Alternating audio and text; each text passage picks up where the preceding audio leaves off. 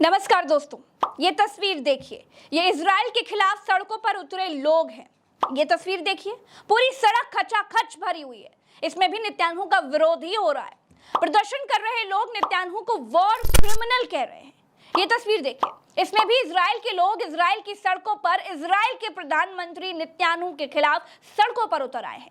Gaza के खिलाफ Netanyahu ने जैसी बर्बरता की है, उसका विरोध अब इजराइल के लोग खुद ही कर रहे हैं। अपने ही प्रधानमंत्री को कातिल कह रहे हैं। इजराइल के भीतर नेतन्याहू का विरोध अब चरम पर है दोस्तों। इजराइल के भीतर नेतन्याहू की भयंकर बगावत शुरू हो गई है। इजराइल के लोगों के हाथों में ये जो बैनर है ना, इसको जरा गौर से पढ़िए, जरा जूम कीजिए। इसमें लिखा है कि Bibi there is a blood on your head, मतलब इजराइल के प्रधानमंत्री के हाथ खून से रंगे। जिस तरह से गाजा के लोगों पर इजराइल अत्याचार कर रहा है, इजराइल के लोग ही अब उससे बहुत ज्यादा गुस्से में हैं। ये एबीसी न्यूज को देखिए, ये क्या लिखता है। कुछ इजरायली प्रदर्शनकारियों ने पीएम नेतन्याहू को देशद्रोही कहा। नीचे लिखा है कि एबीसी न्यूज के मैट गुटमैन रिपोर्टर ने तेल अवीव यानी इजराइल की राजधानी से सरकार विरोधी प्रदर्शन की रिपोर्ट की। स्काई न्यूज लिखता है कि तेल अवीव में विरोध प्रदर्शन में प्रधानमंत्री नेतन्याहू के इस्तीफे की मांग की गई। दोस्तों, भारत का मीडिया नेतन्याहू को अपना दूसरा भगवान मानकर, भारत की गुलाम मीडिया अपने पहले भगवान को भारत में ही छोड़कर नेतन्याहू की गुलामी करने के लिए इजराइल में नेतन्याहू को हीरो साबित करती हुई रिपोर्टिंग कर रही है।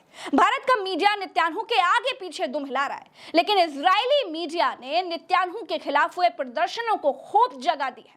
तो कुल मिलाकर के दोस्तों, इजराइल की जनता का एक बहुत बड़ा वर्ग और इजराइल का विपक्ष नेतन्याहू के खिलाफ है।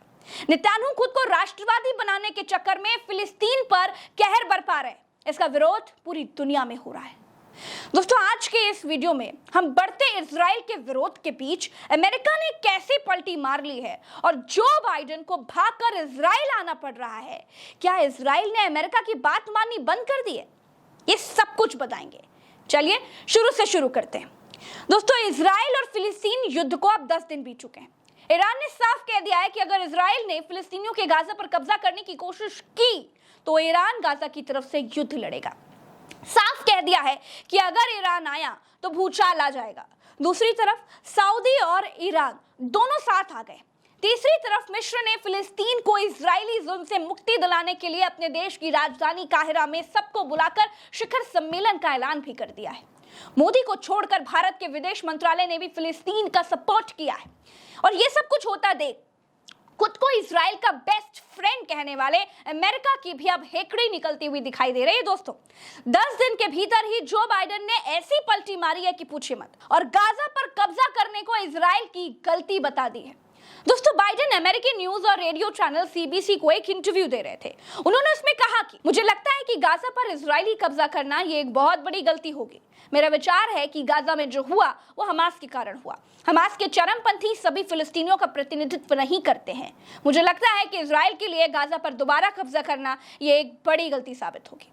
दोस्तों, इजराइल में हवा भरने वाला अमेरिका ही है, और जब से अमेरिका ने अरब देशों को इकट्ठा होते देख लिया है, तब से अमेरिका की हवाइयां उड़ी हुई हैं।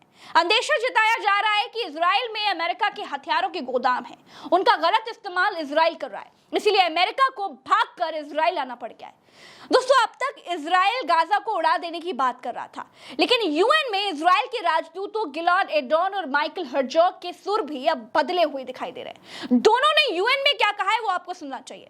उनके देश को गाजा पर कब्जा करने में कोई दिलचस्पी नहीं है। हमारी गाजा पर कब्जा करना या दोबारा कब्जे करने की कोई इच्छा नहीं है, न हम 20 लाख से ज्यादा फिलिस्तीनियों के जीवन पर शासन करना चाहते हैं। दोस्तों, अब तक गाजा पट्टी में 2300 से ज्यादा लोग मारे जा चुके हैं और 9000 घायल हैं। वही इजराइल में भी मरने वालों की संख्या 1400 हो गई है और घायलों की संख्या 3500 से ज्यादा हो चुकी है। दोस्तों, इजराइल के पेच टाइट करने के लिए ईरान के विदेश मंत्री हुसैन अमीर मध्य पूर्व के नेताओं से मिल रहे हैं। इराक और सीरिया के दौरे के बाद वो लेबनान और कतर पहुंचे।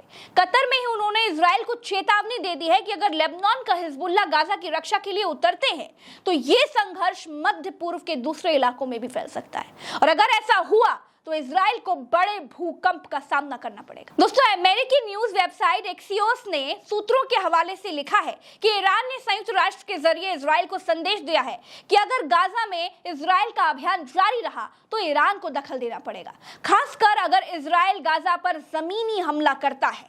जब से संदेश अमेरिका पहुंचा तो जो बाइडेन ने पलटी मार दी और कहा कि गाजा पर कब्जा इजराइल की सबसे बड़ी गलती होगी और भागकर इजराइल आने का ऐलान कर दिया। दोस्तों, अमेरिका पूरी कोशिश कर रहा है कि ईरान और लेबनान का हिजबुल्लाह गाजा संघर्ष में शामिल ना हो और अगर ऐसा हुआ तो अमेरिका को इजराइल छोड़कर भागना पड़ेगा। आशा करते हैं कि इस पूरे एनालिसिस वीडियो में आपको हर चीज बड़ी आसान भाषा में समझ में आ गई होगी। चलते हैं, वीडियो अच्छा लगे तो वीडियो को शेयर जरूर कीजिएगा, चैनल को सब्सक्राइब जरूर कीजिएगा और अगर ये वीडियो फेसबुक पेज पर देख रहे हैं तो पेज को फॉलो जरूर कीजिएगा। नमस्कार, राम राम, दुआ सलाम, जय हिंद।